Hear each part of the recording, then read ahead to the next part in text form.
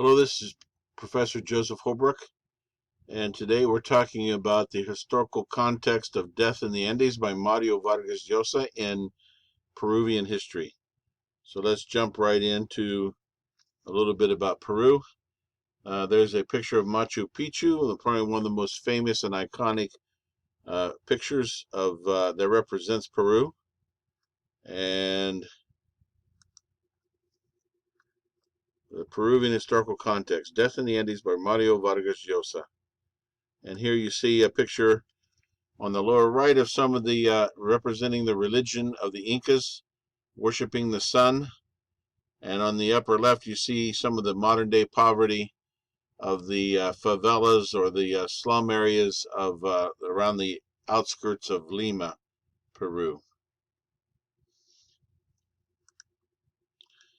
Mario Vargas Llosa wrote Death in the Andes in 1991. He had just ran, actually in 1992. He ran for president of Peru in 1991, but lost to Alberto Fujimori. He's also been a recipient of the Nobel Prize for Literature, among other things. He's a very decorated author since the 1960s. He's been part of the Latin American boom in literature. He's known as some of his books are known as magical realism. Death in the Andes deals with human themes of suffering, violence, and human irrationality.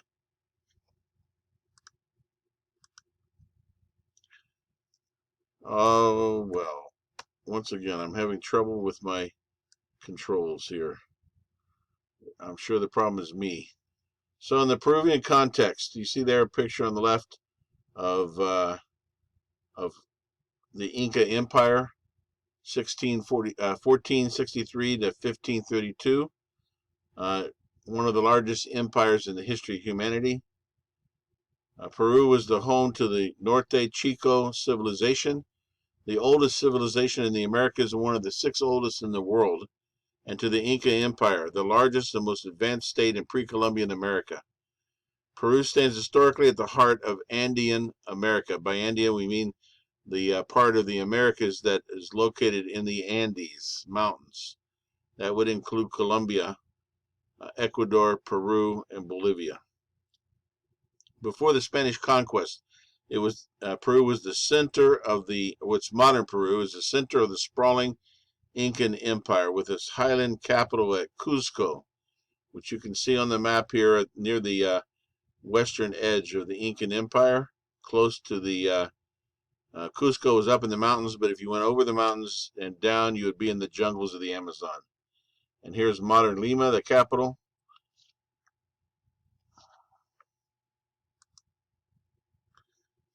Peruvian geography. Peruvian geography follows the same regional layout as Ecuador's. In the case of Peru, the Pacific coastal plain is a narrow desert of sand dunes interrupted with small valleys where rivers rush out to the ocean, creating flat and fertile alluvial fans and opportunities for irrigation. The majority of the Peruvians live in the vast Andean highlands that rise steeply from the coast. As many as 10 million people still speak the Incan language, Quechua. We actually offer Quechua classes here at FIU. Finally, the eastern lowlands of Peru, the country's Amazonian region, have been the last part incorporated into the national life. Dense rainforests merge into the vast Amazon forests, shared by Colombia, Ecuador, and Brazil. Potatoes and bronze. Potatoes were first cultivated in Peru. Also, squash, peanuts, and cotton were domesticated in Peru around 10,000, 8,000, and 6,000 years ago, respectively. They were grown in the let me see if I can pronounce that, Nyanchak Valley. No earlier instances of the farming of these crops are known.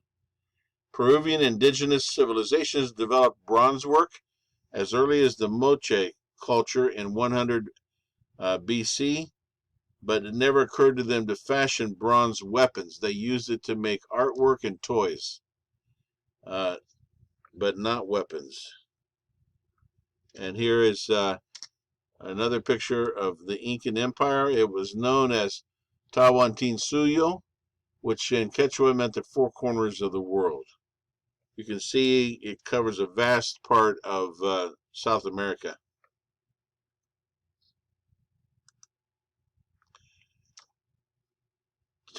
Tawantinsuyo, as the Incan Empire was known before the conquest, encompassed a large swath of South America. From its capital in modern-day Peru, the empire stretched northward through Ecuador into parts of Colombia, eastward into the Bolivian highlands, and southward into Chile and Argentina. It had an extensive network of roads and runners, more than 25,000 kilometers of roads.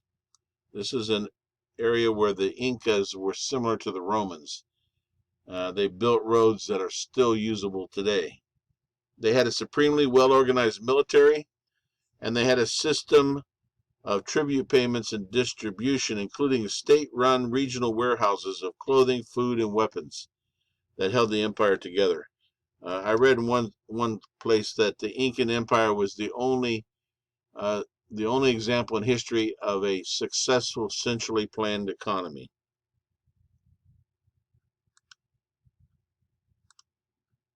Oh, went too far.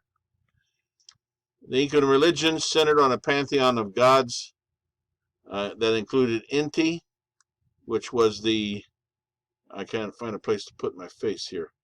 Inti was the sun god, and the high creator god was Viracocha, and Apu Ilapu was the rain god. Inti was the sun god. I've already mentioned that. Impressive shrines were built throughout the kingdom, including a massive sun temple at Cusco that measured more than 1,200 feet in circumference.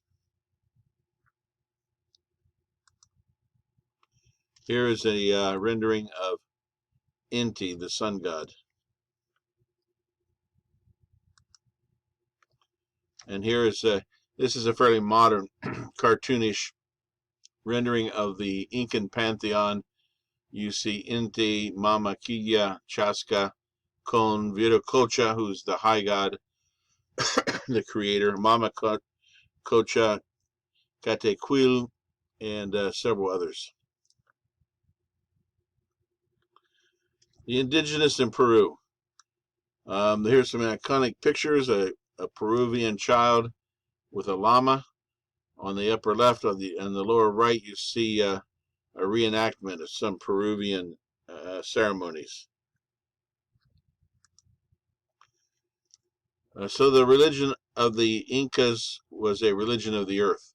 Although the gods of the heaven and Viracocha himself were distant, the Andean religion of the Incas was also a religion of the earth. And this is important as we talk about death in the Andes. There were earth gods, or mountain gods, or gods of the forests. Among these were the mummified remains of the local leaders and the now deceased Sapa Incas, whose bodies were brought out for major festivals. Ancestor worship long predated the supremacy of the Incas, but with the rise of his power, Pachacuti, the founder of the Incan Empire, introduced statewide royal ancestor worship. Under this system, a new Sapa Inca did not inherit the wealth of the deceased Sapa Inca. Rather, he had to generate his own wealth, largely through new conquests. Here is another rendering of Viracocha, the high god. The spirits of the earth, the Huacas, and again this comes into our story that we'll be reading. Also among the gods of the earth were the Huacas, who existed throughout Tawantinsuyo. These were anything and everything else that the Incas held sacred.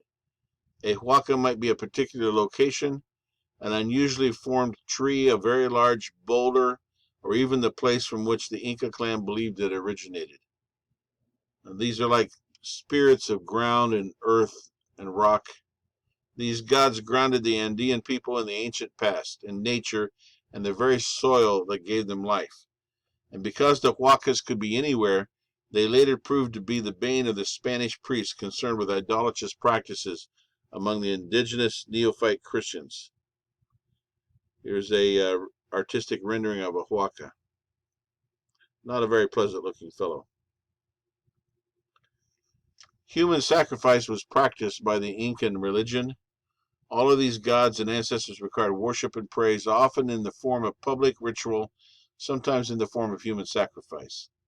Not all the sources agree that human sacrifice occurred among the Incas, but Cobo commented that a sacrifice was rare and only for very special occasions, with sacrificial victims largely limited to children and adolescents, who were considered to be the worthiest of the gifts to bring the gods. So you can see this was on a lower scale than the Aztec Empire, where it became a massive production with wars that justified capturing sacrificial victims. Whatever the case, unlike the Aztec gods who required human blood in order to keep the world going, Incan gods viewed sacrifice and offerings as forms of thanksgiving. Such offerings could also be the fruits of a harvest, precious metals, beautiful feathers, foods especially prepared for the gods. The conquest of Peru. Tawantinsuyo was conquered by Francisco Pizarro and a contingent of 160 men. The Incan emperor and his designated heir both died from European diseases that arrived prior to Pizarro. The two remaining sons, Atahualpa and Huascar, were engaged in a civil war for the control of the throne about the time that the Spaniards stumbled into Peru. Through deception, Pizarro took Atahualpa hostage and ordered Huascar to be assassinated. After promising Atahualpa freedom for a specified amount of gold and silver, Pizarro went back on his promise and had the Incan emperor strangled.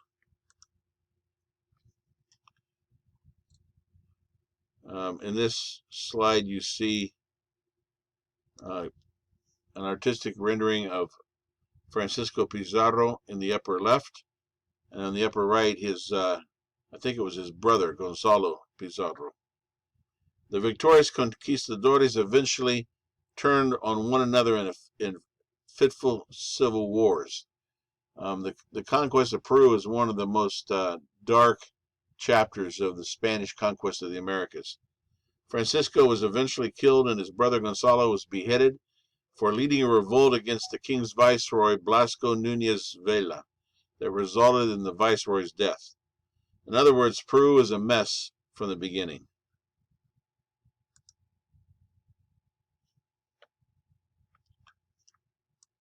Lima became the new capital for Peru.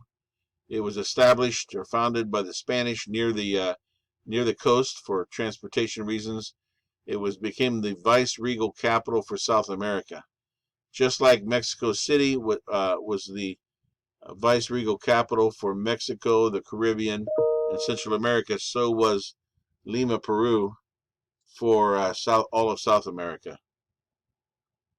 The new Spanish overlords built the new capital, Lima, not far from the Pacific Ocean, to facilitate shipping and communication with Spain.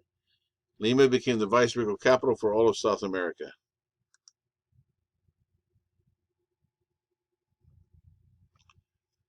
Populist socialism. In the 1930s, populist policies came to the fore with the advent of the radio and the movement of people from the country to the urban centers.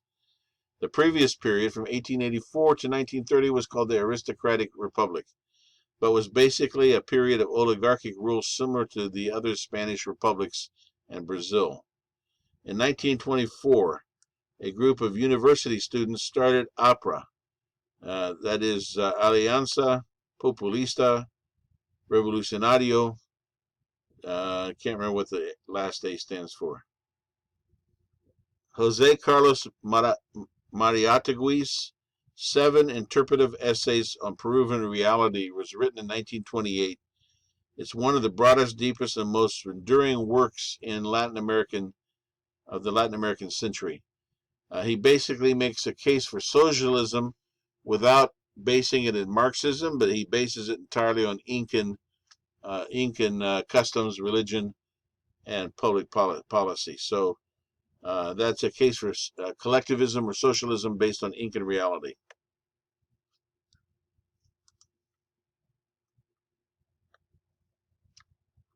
Oh, I remember what that was. APRA was Alianza Popular Revolucionario Americano, if I'm not mistaken. Sendero Luminoso, which means in English, the shining path.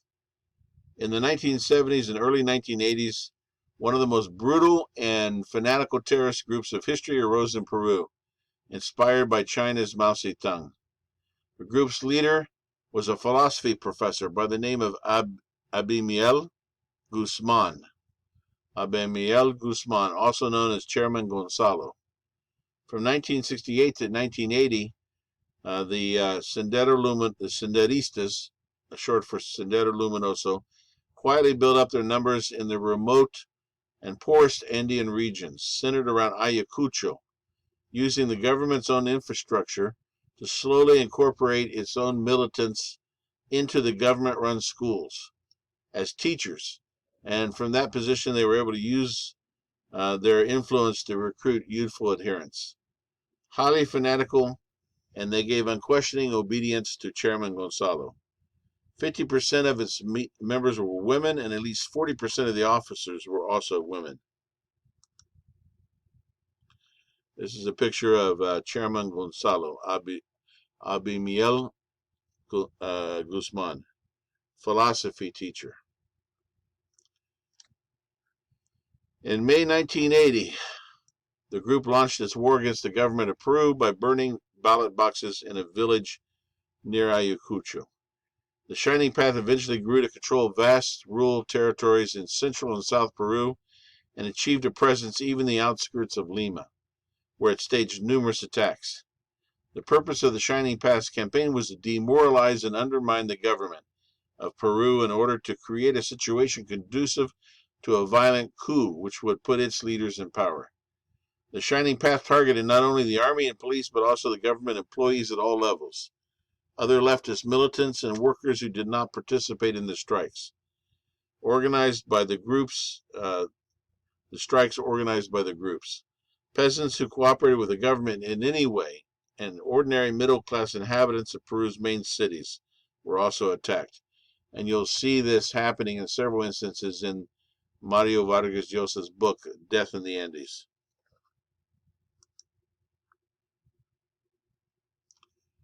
The Lucunamarca Massacre. The terrorist group became infamous for its excessive brutality. It's estimated that at least 70,000 Peruvians died in the conflict with the Sendero, and half of them were killed by Senderistas, and a third were killed by the government. The Shining Path's increasingly brutal methods, together with strictly imposed curfews, the prohibition of alcohol, and an overall sense of insecurity and fear led to an increased popular reaction against the Communist Party. Eventually, Guzman's plan backfired as rural militia rallied support for the military against the Shining Path. The rural militia being volunteers in local villages and that were armed by the government, specifically commissioned to fight against the Sendero Luminoso and to protect their village. This resulted in a cyclical state of violence with Maoist guerrillas in which Maoist guerrillas embarked in a ruthless punitive expeditions against Peruvian civilians living in the Andean region. In 1983, 69 people, including women and children, from the highland town of Lucunamarca were tortured and murdered by the Shining Path. And you'll see some examples in the book that are based on that reality or based on that experience. Alberto Fujimori, 1990 to 2000, ruled as president dictator of Peru. He was a Japanese immigrant, I think second generation to Peru. And he ran in 1990 and became president. He ran against Mario Vargas Llosa. And the fact that he was perceived as brown instead of part of the white elite class of Peru. And he also spoke, he also used populist rhetoric, helped him get elected. Mario Vargas Llosa was viewed as an elitist, a white elitist, and that hurt him in the polls. Abimel Guzman was eventually captured in 1992 under the authoritarian regime of Alberto Fujimori, tried and sentenced to life in prison, and eventually led to a gradual decline and demise of the Senderista uprising. Fujimori was the candidate who defeated Mario Vargas Llosa. You see before and after pics of 10 years of dictatorship. It's a rough profession. Not easy on the health. Mario Vargas Llosa began the decades of the 60s and 70s as a left-wing progressive and in support of the Cuban Revolution as a signal of hope for millions of Latin Americans suffering the ravages of inequality and poverty. As Castro turned more autocratic, Vargas Llosa began to move to the center-right and expressed suspicion about the utopian idealisms and grand projects to reshape society. You'll see in a lot of his books a suspicion towards utopian idealisms. I can't improve upon that phrase. He was close friends with Gabriel Garcia Marquez up until this point. And there was an incident in Spain where a group of Latin American writers and intellectuals had gathered to write a protest letter about the arrest of a Cuban poet named Alberto Padilla. And they wrote the letter, an open letter to Castro protesting his arrest. And Gabriel Garcia Marquez was not present, but from what I've heard, the leader of the group, which was not Mario Vargas Llosa, suggested that they add his name to the list. And they did so without his permission. So that put a strain in the relationship between Garcia Marquez and Vargas Llosa, who had been close friends up to that point.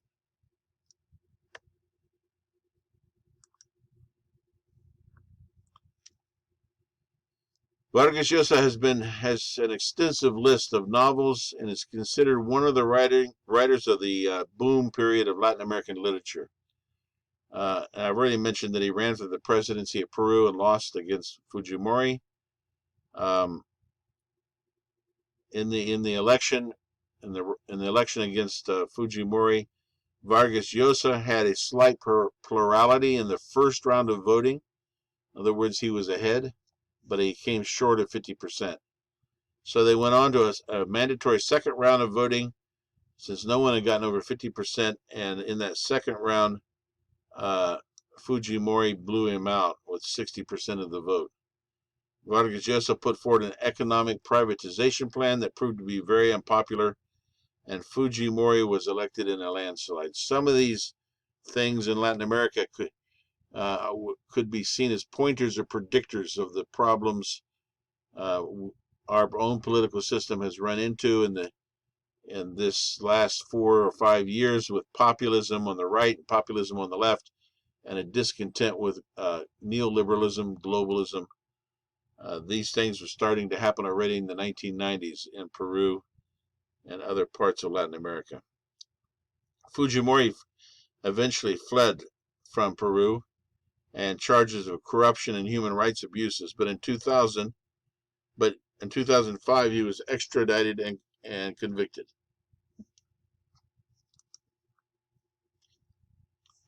Some of the themes in Mario Vargas Llosa's writings, particularly in this book, Death in the Andes. For Vargas Llosa, suffering is not the product of a particular social political system, but flows from diffuse, undefined, mysterious sources. Thus, a recurring theme in the early novels is a dark vision of a state of corruption that exists in every society, everywhere, in every age.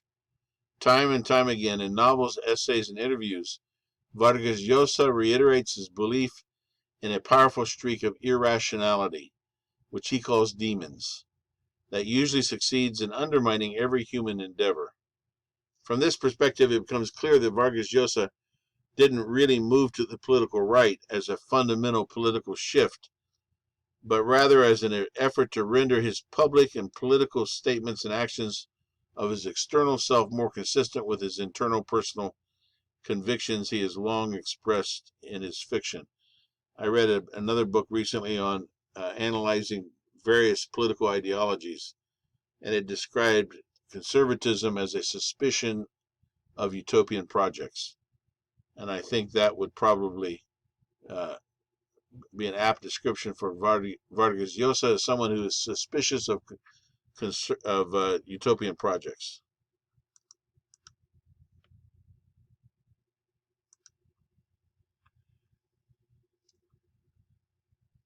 Uh-oh, I went too far.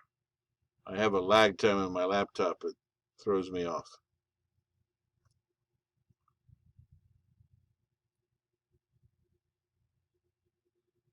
Ironically, Vargas Llosa is an example of a writer whose work tends to receive favorable or unfavorable reviews according to the extent to which his political views coincide with those of the reviewer.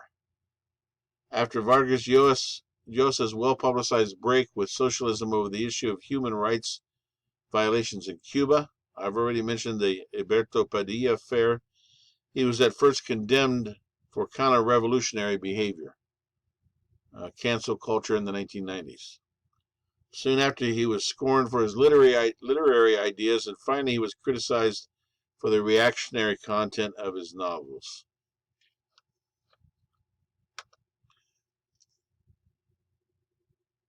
Politics is everywhere in Vargas Llosa's fiction, despite the fact that he avoids overt statements of his views. For this reason, two political events that took place in the 1980s and the early 90s had a profound effect on Vargas Llosa's views as expressed in Death in the Andes and contribute to the illusory feeling of reality in the novel. The first one in 1983, a group of 8 journalists were sent to the remote Andean village of Uchuracay to report on how the indigenous population was coping with violence.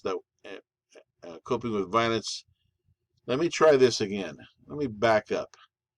In 1983, a group of 8 journalists were sent to a remote Andean village, I'm not going to try to pronounce it, to report on how the indigenous population was coping with violence, and they were brutally attacked by the villagers themselves. All 8 were stoned or beaten to death. That wasn't the Sendero Luminoso, it was the villagers themselves that attacked the outsiders. The second event, some aspects which were an outgrowth of the first, was Vargas Llosa's loss of the 1990 presidential election. These two events influenced the way he wrote Death in the Andes. Abimiel Guzman was arrested and imprisoned without a legitimate trial. This is the barbarous leader of the Sendero Luminoso. But he also was taken down by a barbarous dictator who ignored the law and arrested him and imprisoned him without a legitimate trial.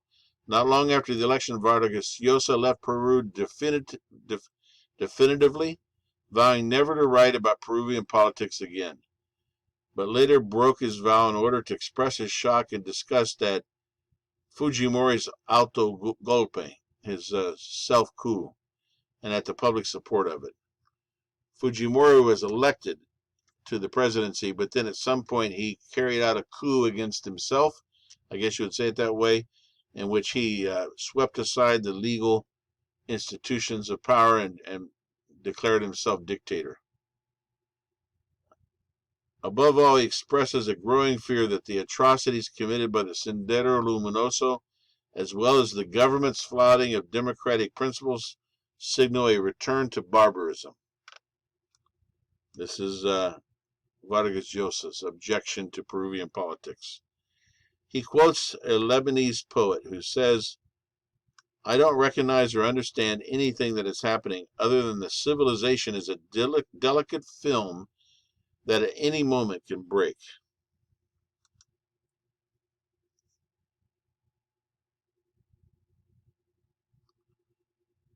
Vargas Llosa revisits the familiar theme of contempt for nativism and irrationality in Death of the Andes. However, the novel develops the theme more fully and leads it in an entirely new direction and adds to it a darker, more frightening dimension. There appears in Death of the Andes a growing awareness that irrational violence is ubiquitous and universal, along with growing skepticism about the possibility of controlling it. In addition, there is a blurring of the distinction between victimizer and victim, between oppressor and oppressed, that leads to the suggestion that we are all accomplices in a propagation of an endless cycle of violence. As I'm recording this, there are riots going on right now, about 2 or 3 incidents of police overreaction possibly, and the death of black men at the hands of the police. So it's kind of appropriate at this moment. The cruelty inherent in the cultures of both the old and new worlds, and the suspicion of universal barbarism lying just beneath the surface of what we call civilization, are significant themes in Death in the Andes. Academics have been itemizing every single crime committed by Europeans. This is a quote from Mario Vargas Llosa. Academics have been itemizing every single crime committed by Europeans with a remarkable meticulousness. But they have not shed a single tear for the thousands, the hundreds of thousands, and perhaps millions of Indian men and women who were sacrificed in wars of conquest and in barbarous ceremonies of the Inca, the Maya, the Aztec, the Chibcha, and the Tolteca. Throughout Vargas Llosa's work is the idea that storytelling itself is an irrational act, but one that is necessary for survival. It seems that Vargas Llosa believes that the irrational forces responsible for literary creation offer a kind of escape valve for our most dangerous drives.